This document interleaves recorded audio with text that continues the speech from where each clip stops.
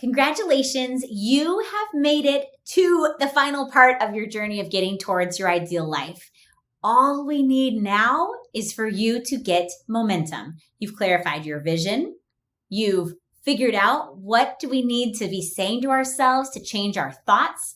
What do I need to be doing to actually change my actions? And now the simple part of creating momentum. Simple is perhaps too simple of a word. This is the part that can actually be the hardest, the part of consistency, of continuing to do it. Thomas Jefferson is famous for saying a quote, "The harder I work, the luckier I get." And this irony that luck comes to those who work hard enough to show up to earn it. So let's go out and find some luck by working really hard at creating momentum. So what does it look like? My favorite book that teaches about momentum is called The Compound Effect. And in this book, they talk about a few examples of how to build momentum to get Big Mo to stick around.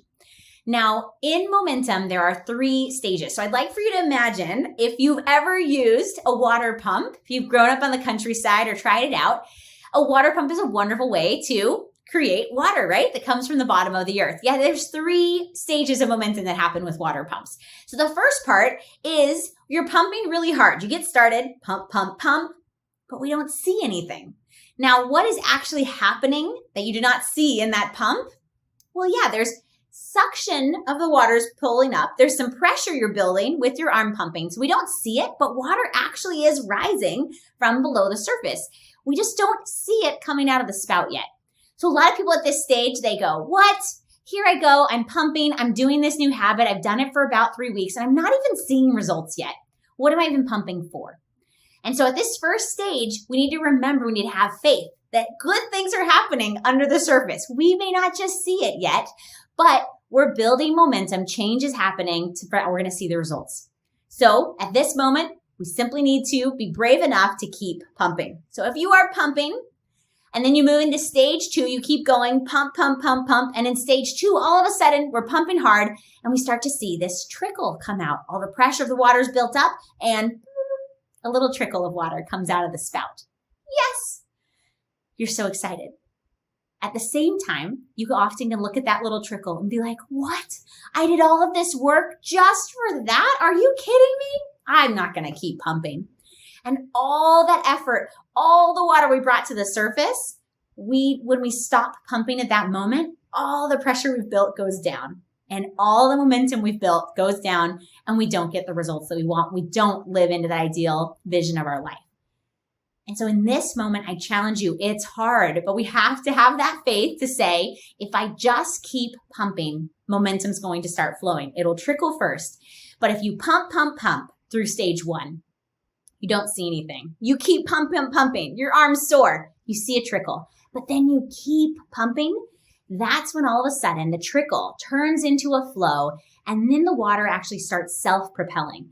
It's created so much momentum that it's flowing up and flowing out. And you can even stop pumping for a while or lessen how fast you're pumping and the water will continue to flow because you built momentum. That is the stage that we want for all of your good habits, for your ideal life, for income, for health, for relationships, you name it. But we need to make sure we're moving through all 3 stages of pumping to get ourselves there. Another analogy in this book is talking about a train. And the author talks about the fact that to get a stop train to move, yeah, that takes a lot of effort. But if you've got a train that's moving down the tracks, try to stop it. That takes a huge amount of effort to get a train to actually stop. And we want your business and your life to be so propelled towards the direction of your ideal life that momentum is something that's so hard to stop because you've built the wonderful momentum going. That's what I'm going to encourage you to build as we're working on the compound effect in your life and your business. So here's what it can look like for you. In my life, you remember, if you watch the bonus story, I figured out that I needed a habit to support going to networking events. That if I could just get myself consistently to networking events, especially this morning networking event, then I would have a positive impact on getting leads for new clients to help me get income, to help me live my ideal life. So what I figured in my compound effect was that if first I would hyper focus on just getting to more networking events. I made the goal of going to 2 or 3 networking events a week. From those, I would then set referral coffees. So this was me simply just setting up one-on-ones with other professionals who we seemed to click, whether they could be a client or just introduce me to other people. I didn't mind. I just wanted to build more relationships. So I would set at least 2 referral coffees from each of the networking events that I went to. At the referral coffee, I would do a referral ask. I would ask them who they knew that I should get to know in the community. And I would usually come prepared with a whole list of people who I would like to get introduced to. And so I would go from there, I would get introduced, I would get a list of people from them, and then I would reach out to all those people. And from those reach outs, I would then get new clients or new team training opportunities and be able to sell new clients. The domino effect from this pumping, I just had to go networking events, referral coffee, referral ask, calling and getting new client. I had to do this pumping over and over and over again. In the beginning, did it provide a lot of great business and people telling me yes? No, of course not. I was really bad at it. I had to learn to get better, and I had to get more comfortable with asking, more confident. But as I did this over and over and over again, I got better at it, and I was consistent at it. I would track it on a tracker where every single week I had to fill it in, and I had a consequence. I had to pay someone $50 if I didn't do it, if I didn't hit my goal. And that was a huge part of holding me accountable. So this was my pumping. What's yours? Here are some examples of some pumping activities that have to happen. An important thing I want to note is that now, thankfully, I don't need to go to networking events because all of my clients now give me new referrals. I've created a self-propelling momentum like a train that's really hard to stop. And I love it. That's exactly why I pumped for so long. So recognize for you, that momentum building part, you don't have to do it forever, but we do need to do it for as long as it takes to create the other part of momentum. There's a title to a book that I love, and it says, what got you here won't get you there. But for us we're in this building stage of getting to a new habit, we need to do that first part, but we don't need to do it forever, but we need to do it hardcore and focused to help us build enough momentum so that then it's going to be easier for us. So here's some examples that perhaps you need to implement as far as these are habits that we're going to be having momentum on. An example is, like I did, right? Setting 2 referral meetings per week. That was a habit that I absolutely wanted to build momentum on. Running or exercising, doing Pilates, doing yoga, whatever it might be. Maybe you want to do this 3 times a week, and that's going to be the one you want to have absolute momentum on. Being a guest on a podcast for once a month when you want to have more exposure. So that's an important thing you want to be tracking that you do. Maybe you want to make sure you do all your client notes or all the write-ups when a client comes to meet with you by the end of the day. And that's something you know if you can do that, your clients will have a better experience. You're going to be able to grow.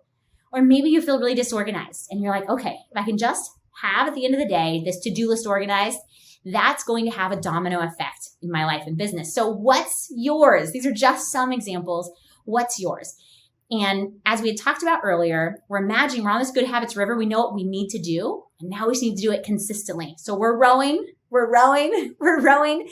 and we're creating this momentum to help us drop into our ideal life. So obviously here's some quick examples of what you can do for tracking. And the important part is to actually mark it on your calendar so you're consistent with this intentional action. So you can track on your calendar, on a notebook, a Google Sheet. We can text it to yourself. You can text it to a friend. You can have a CRM software you track it in or a whiteboard. What is it? I know one that I had with a goal of new clients. I wrote out, I wanted to have 50 new clients. And so I would mark off every time I got a new client. Or I also did another one for the amount of time speaking engagements I set. So, and obviously exercise is a big one I've tracked throughout the years. So what are those for you that you can track so that it's right in front of your face to help you towards that ideal goal? Lastly, your action items. So here we go. All you have to do for our action items are 1, pick that one big momentum building activity that could have the biggest impact towards your goals. Figure out what that is, commit to it, and let's do it over and over and over and over again. Secondly, I'd like you to decide the frequency and quantity of this activity. Make it measurable, something you can literally check off. And we want your measurable part of it to be more based on the activity versus the results. So The number of networking events was in my control. The number of new clients was not in my control. So we want to have it be measurable based on what you can control. Number 3, track every time you do it. So mark it on that calendar so you have consistency. And then lastly, I'd love to know. So let me know, or let those near you know on Instagram, what have you decided that you want to be tracking? Take a photo of your tracker. We want to cheer you on so that you can get into the ideal vision of your life. So recognize this, of all the things we talked about, this is the part that truly lets you launch into the ideal vision, and it helps you speed it up, because the faster you pump, the faster momentum will flow. And then the sooner you can not have to pump so hard. So knowing that this is a stage we just have to get into the next vision, the next version of your life. So you've got this. Welcome to the end of our course, and let's have you figure this out so that we can apply it. All right, you've got this. I'm proud of you. Well done, and I'll see you in our wrap up.